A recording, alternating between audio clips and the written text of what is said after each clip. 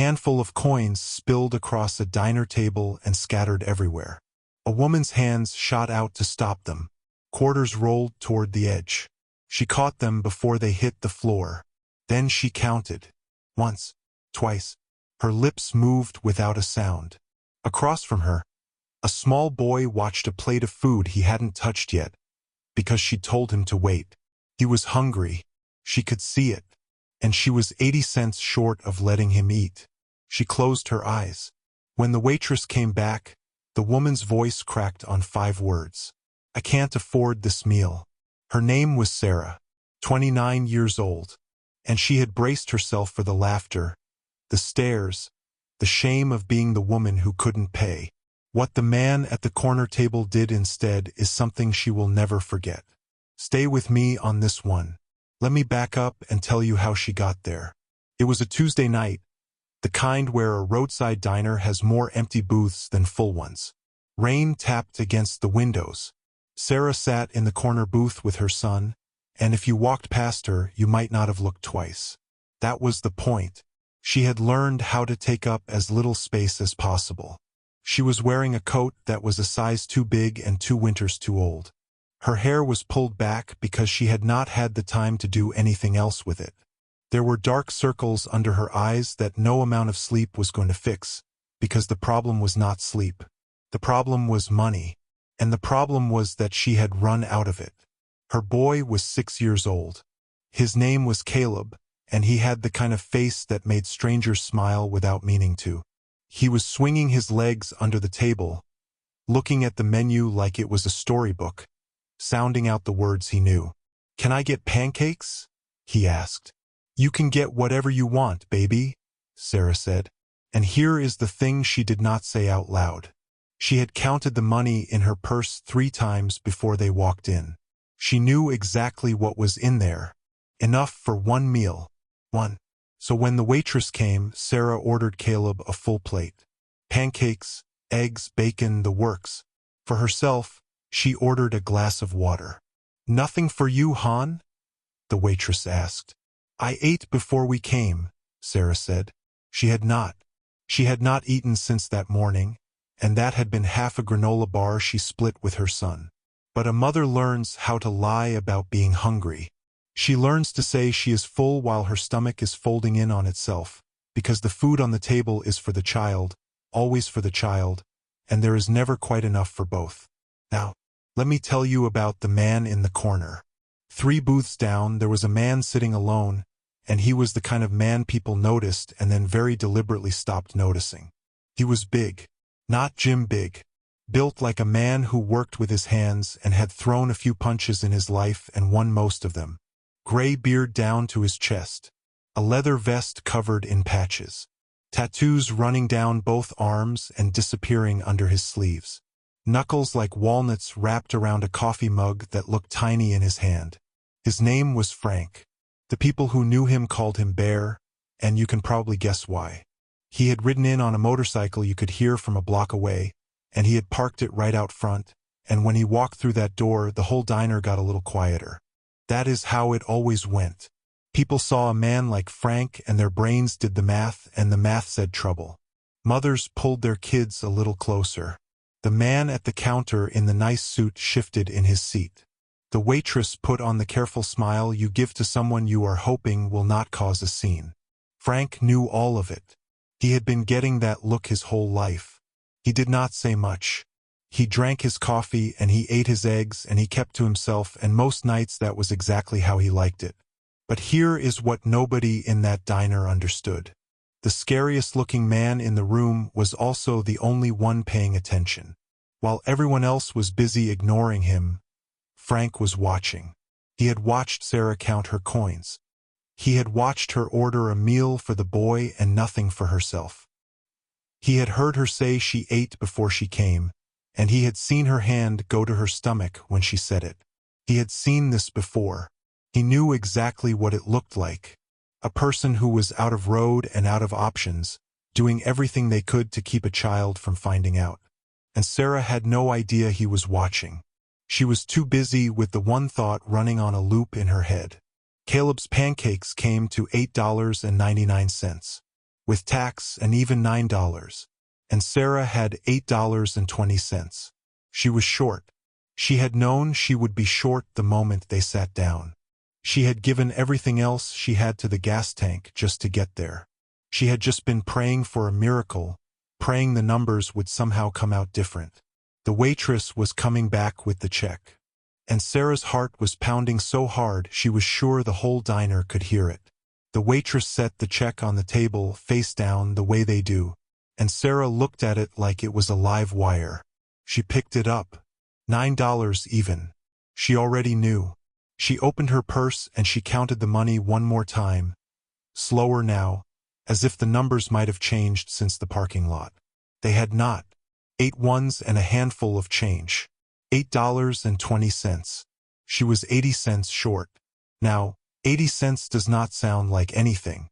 To most people it is the change you leave in the dish by the register. But Sarah did not have it. She had given everything else she had to the gas tank to get there, because the car was the only roof they had left, and a car does not run on good intentions. She looked at Caleb. He had eaten about half his pancakes. He was happy. He was full for the first time in 2 days, and he had syrup on his chin, and he was telling her something about a dog he had seen out the window. And she had to figure out how to pay for the food he had already eaten, with money she did not have. So she did the thing that costs a mother more than money. She swallowed her pride. She waved the waitress over and she leaned in, and she kept her voice low so her son would not hear. "I am so sorry," she whispered. "I think I miscounted. Is there any way?" She stopped, started again. "Can I pay you the rest next week? I can leave my name. I can leave anything. I do not have all of it." The waitress was young, and she was not cruel, but she was nervous, and she looked toward the kitchen like she was hoping a manager would appear and make this not her problem. And that is when the man at the counter spoke up. He was the one in the nice suit, pressed shirt, a watch that cost more than Sarah's car. He had been half listening the whole time, and now he turned around on his stool with a little smirk, the kind of smirk a certain kind of man gets when he is about to feel good about himself by making someone else feel small. "You know," he said, loud enough for the whole diner to hear, "if you cannot pay for it, maybe do not order it. Some of us work for our money." And the diner went quiet. Sarah's face went hot. She felt every eye in the room land on her. Caleb stopped talking about the dog. He looked at his mom, and then he looked at the man, and he did not understand what was happening, but he understood that his mother's face had just crumpled, and a 6-year-old does not need the words to know when his mom is hurting. "Mom," he said, "are we okay?" And that was the moment Sarah had spent her whole life trying to protect him from. The moment her boy found out they were the people who could not pay. She opened her mouth and nothing came out, because what do you even say? She just wanted to disappear.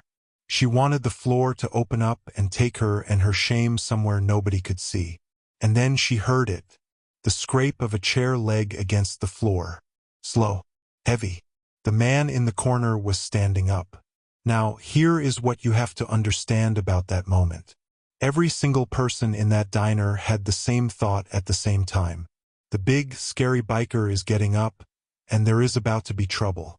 The waitress froze. The man in the suit's smirk fell right off his face because a man like that talks tough until an actual rough man stands up, and then suddenly he remembers he is just a guy in a suit. Frank did not look at the man in the suit. Not yet. He walked, slow, across that diner, his boots loud in the silence, and he stopped at Sarah's booth. And up close he was even bigger, and Sarah's heart was pounding, because she did not know this man, and the night had already gone so wrong, and now this. He reached into his vest, and he pulled out a worn leather wallet, and he opened it, and he laid 2 $20 bills flat on the table next to the check. Then he looked at the waitress, and his voice, when it came, was low and rough and calm. "The boy's meal is covered," he said, "and whatever else he wants. Bring him a milkshake, chocolate if you have got it, and box up a couple slices of pie to take home." He paused. "Breakfast for tomorrow too. Pack it up. Keep the change for yourself, you are doing fine." The waitress just nodded, fast, and hurried off, glad to have something to do. Caleb's eyes went wide as dinner plates. "A milkshake?" he whispered, like he had just been told he was going to the moon. "A milkshake," Frank said, and for just a second, something softened in that big weathered face. "Big one." Then, and only then, Frank turned his head and looked at the man in the suit. He did not say anything for a long moment. He just looked at him, and the man in the suit, who had had so much to say a minute ago, suddenly found the bottom of his coffee cup very interesting. "You have got a lot of opinions," Frank said quietly, "about a woman feeding her kid." He let that sit. "Why do you not go ahead and finish your coffee, and keep the rest of them to yourself?" The man did not argue. He did not say a word. He put some money on the counter, and he got up and he left, and the little bell over the door rang behind him, and that was that. And Sarah was sitting there with tears standing in her eyes, looking up at this enormous stranger she had been afraid of 2 minutes ago, and she did not have any words either. She managed 2 of them. "Thank you," she whispered. Frank just nodded once, like it was nothing.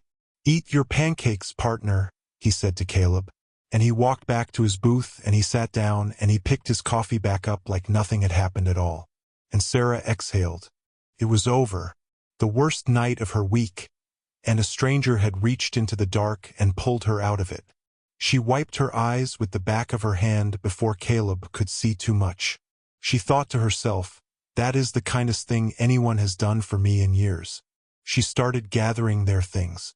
The milkshake came, and Caleb beamed, and she let herself believe the hard part was behind her. She had no idea it was just getting started. Now, before I tell you what happened out in that parking lot, let me say one quick thing. If you are still with me this far, do me a favor and hit that subscribe button. These are real stories about real kindness, the kind that does not make the news, and every subscriber helps me tell more of them. That is the whole ask. Now let us get back to Sarah. She bundled Caleb into his coat. She gathered up the to-go boxes, still warm, more food than they had had in 2 weeks, except they did not have a house to take it to. She thanked the waitress, and she walked her son out into the cold and the rain, toward the far end of the parking lot, where she had parked on purpose, away from the lights. Because here is what Sarah had been hiding. Here is what she had been protecting all night. The car was not just their car. It was their home. 2 weeks earlier, Sarah had been evicted. She had lost her job 8 months before that. An office job, bookkeeping, gone on a Friday afternoon when the company downsized and let half the floor go all at once. She had burned through her savings, then her credit, then the goodwill of everyone she could think of to ask. Caleb's father had been gone 2 years and had not sent a dime. And one cold morning a man she had never met taped a notice to her door, and just like that, the apartment was gone.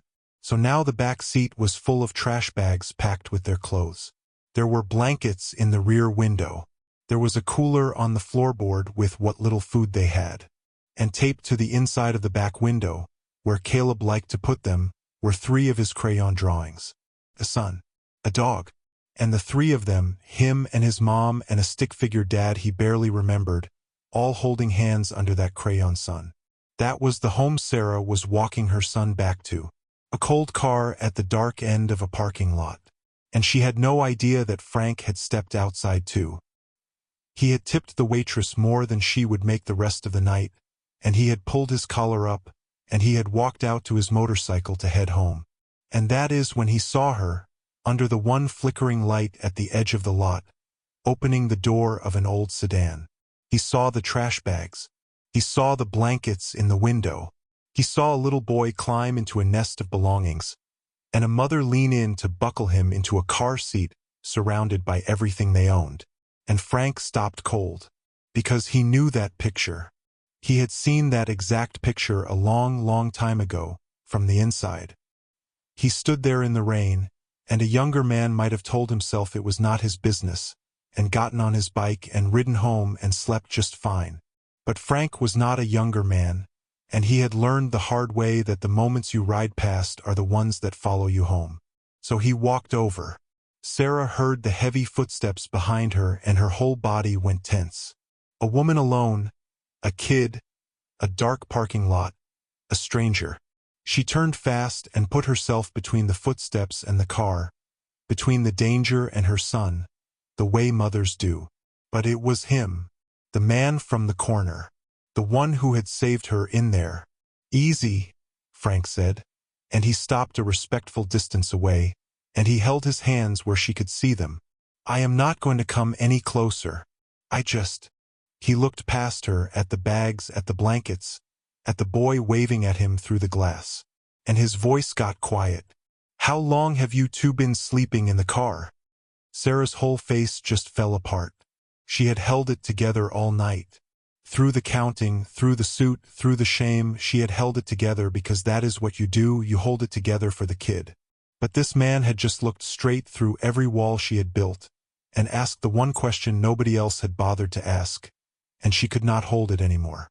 "A little over 2 weeks," she said, and her voice broke on it. "I am trying. I swear to God I am trying. I am looking for work. I have got applications out everywhere. I could not make it stretch. Keep him fed. He always eats. I make sure he eats. She wiped her face. "I am sorry. You already did so much. We are fine. We are going to be fine." Frank looked at her for a long moment. The rain came down, and he made a decision right there, the kind of decision that changes 2 lives in the space of a breath. "No," he said, "you are not fine, but you are about to be." He pulled out his phone. "Give me 1 minute," he said, and he stepped a few feet away, and Sarah heard him talking low into the phone, heard him say a few words she did not understand. Names, an address, the words "tonight," and "I do not care, wake him up," and she stood there in the rain, holding the door of the only home she had, not understanding what was happening, not understanding that the toughest-looking man she had ever met was, at that very moment, rearranging her entire life. Frank came back and put his phone away. "All right," he said, "here is how it is going to go. And I need you to just listen before you start telling me no, because I can already see the no coming." He almost smiled. "I own a shop about 10 minutes from here. Motorcycle and auto repair, had it 20 years. Above that shop there is an apartment. 2 bedrooms. Kitchen, bathroom, heat that works. It is clean, it is furnished, and it has been sitting empty for 3 years. And tonight you and your boy are going to sleep in it." Sarah started shaking her head. I cannot take that. I cannot pay you. I do not have." "I did not ask you for money," Frank said gently. "But why would you?" Her voice was cracking. "You do not even know me. Why would you do this for somebody you do not know?" And that is when Frank told her. Standing in the rain, this big rough man with the gray beard and the leather vest, he told her the thing he did not tell many people. "Because I was him," he said, and he nodded toward the car, toward Caleb's face in the window. "I was that boy. A long time ago." He was quiet for a second, finding the words. "My dad took off when I was about his age. Left my mother with nothing, 2 kids and a stack of bills. And she worked. Lord, that woman worked. 2 jobs, sometimes 3. And there was this one night." He stopped. His jaw worked. "There was this one night we were in a diner not too different from this one. And she had ordered me a meal and nothing for herself. Said she was not hungry. Same way you did in there tonight. I was a kid. I believed her. And when the check came, she did not have it. Came up short. Just like you." Sarah's hand went to her mouth. "And the whole place was looking at us." Frank went on. "And my mother was about the proudest woman God ever made. And I watched her sit there and break, because she could not feed her own kid. And then this fella, big rough-looking trucker, the kind of man everybody in that diner had been steering clear of all night, he gets up, and he pays our check. And he puts a 20 in my mother's hand and folds her fingers over it. And he says, 'You take care of that boy,' and he walks out before she can even thank him. Never saw him again. Never knew his name." Frank's eyes were wet now. This enormous man, standing in a parking lot in the rain. "My mother cried the whole way home," he said. "And she told me, she said, Frankie, the world is full of people who will judge you and step around you. But every once in a while somebody stops. And when you are the one with something to give, you be the one who stops." He cleared his throat. "She passed 6 years ago. That apartment over my shop, that was hers. That is where she spent her last years. I never could bring myself to rent it out to a stranger." He looked at Sarah and at the boy in the window. "But you two are not strangers. You are just a little down the road I already walked. So that is settled." Sarah was crying now, openly, the kind of crying you cannot stop and do not try to. But Frank was not done. Because the man did things all the way or not at all. "Now," he said, wiping his own eyes and getting his gruffness back, "you said you did bookkeeping. Office work. That right?" Sarah nodded, not trusting her voice. "Good. Because I am a mechanic and I am terrible at paperwork, and my books are a disaster, and I have been needing somebody to run the front office for 2 years and never got around to hiring. Job is yours if you want it. Starts whenever you are ready. We will figure out the rest as we go." And right about then, headlights swung into the parking lot. Then more. Then more. The low rumble of engines. Sarah turned, and her breath caught, because rolling in, one after another, were motorcycles. 6, 7, 8 of them. The men Frank rode with. The brothers he had called from the diner. They rolled up in their leather and their patches, looking for all the world like the most intimidating crowd you ever saw, and they shut off their engines, and the biggest of them walked up and pressed a folded envelope into Frank's hand, and Frank pressed it into Sarah's. "The boys took up a collection," Frank said.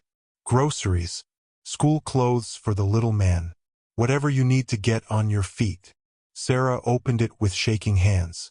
It was more cash than she had held in a year, and she looked up at this circle of huge, terrifying, gentle men who had ridden out into the cold rain at midnight for a woman and a child they had never met, and she completely fell apart. She cried like something that had been held shut for a very long time had finally been allowed to open. She cried for the eviction and the cold nights and the lies about not being hungry and the fear she had carried like a stone in her chest for 2 weeks. And one by one, those bikers, those scary men, just stood with her in the rain and let her.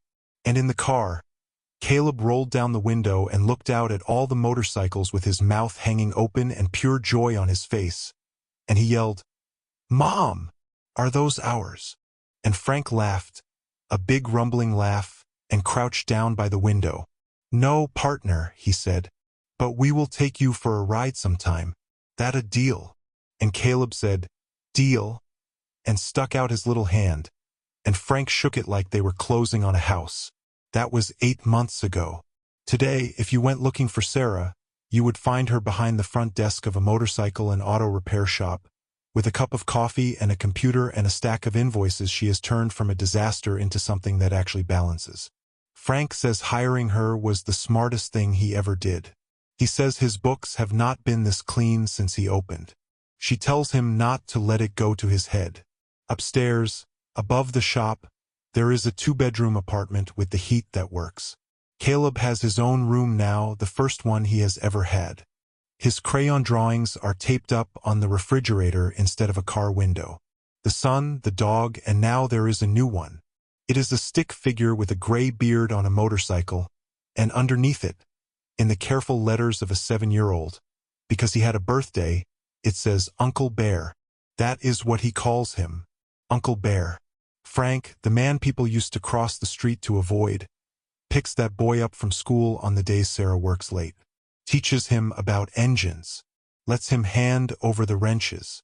The other bikers, the brothers who rode out that night, they are around all the time now, and not one of them will let that kid's birthday go by without showing up. A 6-year-old, now 7, has about a dozen of the toughest-looking uncles in the state, and every single one of them would walk through fire for him. Sarah is back on her feet. She is saving money. She talks sometimes about getting their own place someday, and Frank tells her there is no rush. The apartment is theirs as long as they want it, and the truth is none of them are in any hurry for that to change. But here is the part one really wanted to tell you. A couple months back, Sarah took Caleb back to that same diner. The one where it all started. Only this time she walked in with money in her pocket and her head held high, and they sat in a booth and Caleb got his pancakes and his big chocolate milkshake, and Sarah ordered a full meal for herself too because she was hungry, and for the first time in a long time she got to just be hungry and then not be. And while they were sitting there, she noticed a man a few booths over. Older fella, tired, counting out change on the table slow the way she used to, coming up short. And Sarah did not say a word. She just quietly waved the waitress over, and she paid for that man's dinner, and she asked her not to say who did it. And then she sat back down with her son and finished her coffee. Because that is how it works. That is the whole secret. A stranger paid for Frank's mother. Frank paid for Sarah. And one cold afternoon in a roadside diner, Sarah paid for a stranger. And someday, if we are lucky, that man will be the one who stops for somebody else. Now I want to leave you with one thing, because I have been thinking about it since I first heard this story. We do a funny thing with people. We look at a man like Frank. The beard, the leather, the tattoos, the motorcycle you can hear from a mile away. And we decide we know him. We pull our kids a little closer. We steer around him in the parking lot. We tell ourselves we are just being careful. And we look at a man in a nice suit with a clean watch, and we decide he is safe. But on the worst night of Sarah's life, in a diner full of decent, ordinary, respectable people, every single one of them looked away. The man in the suit made it worse. And the only person in that whole room who actually saw her, the only one who got up out of his seat and did something, was the one everybody had already decided was dangerous. The scariest-looking man in the room was the only one with the heart to stop. So maybe the next time you find yourself stepping around somebody because of how they look, you remember Frank. And maybe the next time you see somebody at the end of their rope, counting their change, hoping nobody notices, you remember that you do not have to be rich to be the one who stops. Sometimes it is 80 cents. Sometimes it is a milkshake and a place to sleep. Sometimes it is just letting somebody know they were seen. A woman sat in a diner and counted her coins and prayed nobody would notice she was 80 cents short. Somebody noticed, and it changed everything. Take care of each other out there. I will see you on the next one.